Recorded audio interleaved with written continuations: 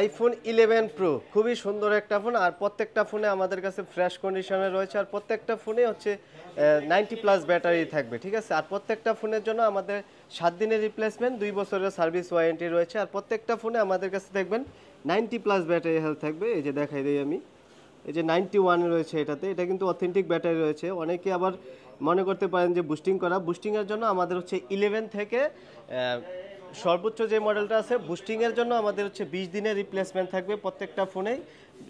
20 দিনের মধ্যে যদি অস্বাভাবিক ব্যাটারি কমে যায়, অস্বাভাবিকভাবে 3 থেকে 4% ব্যাটারি হেলথ কমে যায়, তাহলে আমরা ফোনটা একদম সম্পূর্ণ রিপ্লেস করে দিব।